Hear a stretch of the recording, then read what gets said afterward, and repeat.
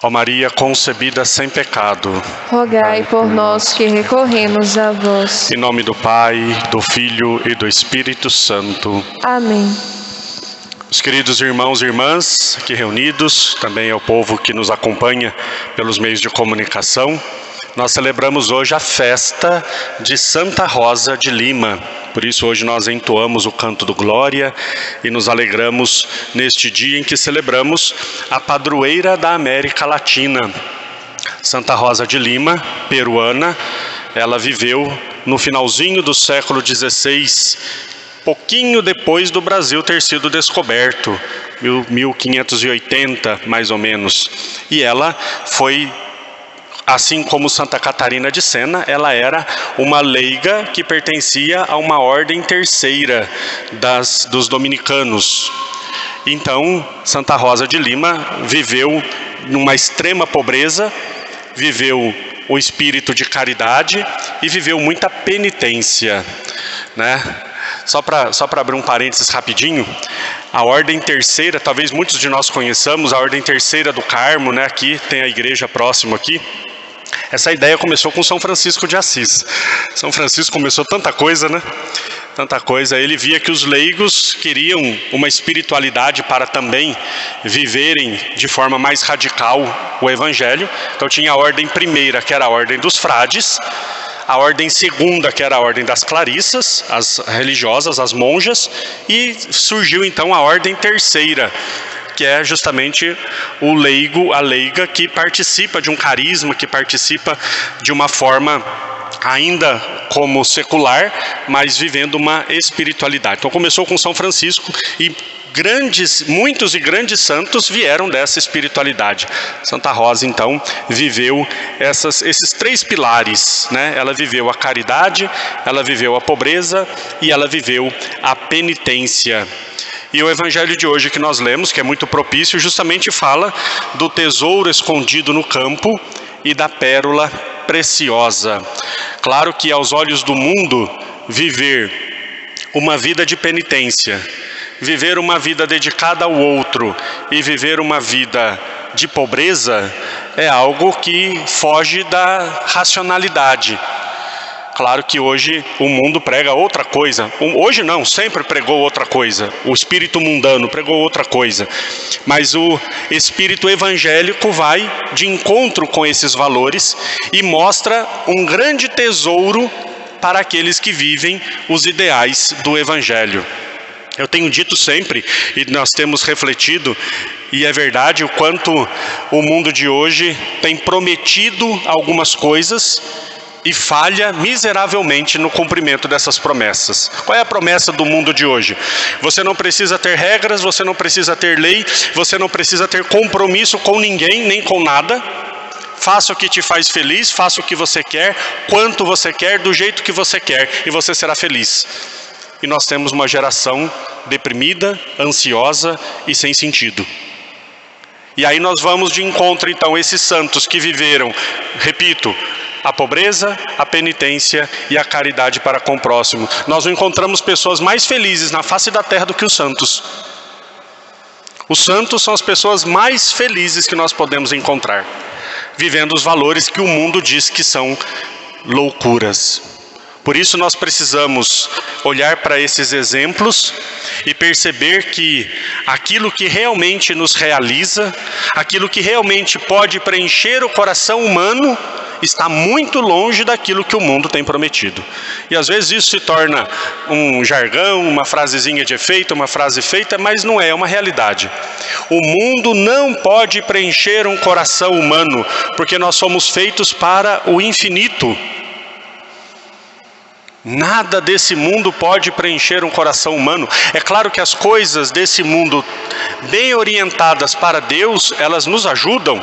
É claro que a nossa família é um instrumento de Deus para nos ajudar a fazermos felizes. É claro que, por exemplo, na atividade profissional que nós exercemos, nós vamos encontrar ali uma realização, uma satisfação, até mesmo um modo como nós nos colocarmos a serviço da sociedade, a serviço do próximo. Mas nunca pode ser o fim último das coisas. Nunca pode ser o fim último das coisas. Porque tudo que existe neste mundo E todos que estão neste mundo, um dia vai ser tirado de nós. Um dia vai ser tirado de nós. Ou nós seremos tirados disso. Ou nós seremos tirados disso. Nosso Senhor Jesus Cristo, quando Ele chegou na casa de Marta e de Maria, conhecemos bem essa história. Marta apressada, preparando as coisas, e Maria sentada aos pés do Senhor. Marta questiona Jesus: Senhor, não te incomodas que a minha irmã me deixe com todo o serviço? E Jesus diz: Marta, Marta, uma só coisa é necessária. Uma só coisa não lhe será tirada.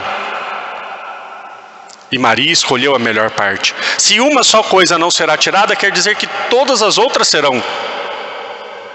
Todas as outras serão. Nós sabemos bem, né, aquela história que no nosso caixão não tem gavetas para nós levarmos os bens que acumularmos no mundo. Não existe modo como nós possamos pagar para não irmos para o outro mundo. Seremos tratados até com desprezo se o tentássemos fazer. Toda a riqueza desse mundo não alonga a nossa vida nesse mundo em nenhum dia, nem um minuto. Então, quando nós olhamos para a vida dos santos e como essa santa, nós percebemos o quanto nós também precisamos reconhecer esse tesouro escondido, que é o reino de Deus, que é o próprio Cristo. Está escondido. Está escondido. Quantas pessoas passam, talvez pegando aqui a parábola, quantas pessoas passaram perto desse tesouro e não o encontraram? Quantas pessoas podem até ter tropeçado nesse tesouro e não o encontraram? Que tesouro é esse? Esse tesouro é nosso Senhor Jesus Cristo. Que quantas pessoas passam pelo mundo também tropeçando em Jesus, esbarrando em Jesus, mas não tocam em Jesus, não encontram, não reconhecem. Se nós não sabemos o que é o tesouro, nós não vamos reconhecê-lo. Se eu dissesse para vocês que esse relógio aqui vale milhões, por exemplo, quem não entende de relógio, quem não é especialista em relógio, não pode dizer se vale ou não vale milhões. Imaginemos que valesse, não vale. Para mim vale porque eu ganhei de presente de Dom Pedro. Para mim vale milhões. Mas não vale, não é o preço dele. Mas vamos supor que valesse, está jogado aqui no chão. Passa várias pessoas que não conhecem do valor dele e deixam lá. Deve estar quebrado. Aí chega alguém que entende, que reconhece e diz: meu Deus, o que esse relógio está fazendo aqui? Esse relógio vale milhões. Nós passamos assim por Jesus muitas vezes, tropeçamos em Jesus nas calçadas e não reconhecemos que ali tem um tesouro. Não reconhecemos que ali tem um tesouro. Talvez nós vivamos a nossa vida inteira atarefados com as coisas ao nosso redor e esquecemos de olhar dentro do nosso coração e reconhecer: ali tem um tesouro, porque ali está Deus. Santo Agostinho: tarde te amei, tarde te encontrei, procuravas fora e estavas dentro.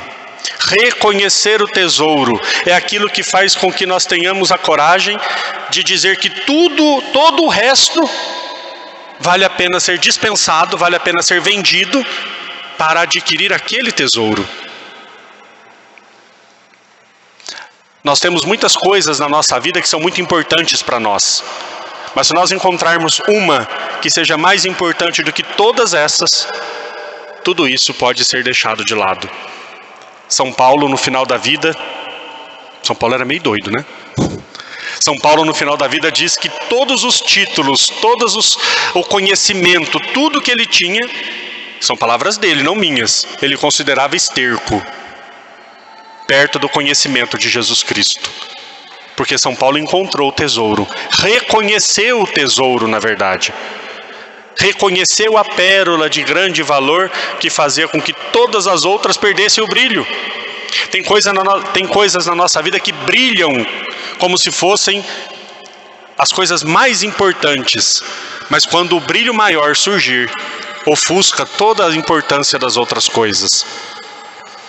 Esse é o grande tesouro de nos encontrarmos com Jesus. Como essa santa encontrou, viveu a sua vida neste mundo como se não vivesse, porque ela encontrou e sabia que a verdadeira vida estava junto de Deus, escondido no céu, onde está o seu tesouro. Que nós também possamos nesta vida amar a todos, mas acima de tudo e de todos a Deus, porque é com Ele que nós queremos passar a eternidade. Louvado seja nosso Senhor Jesus Cristo. Para sempre seja louvado.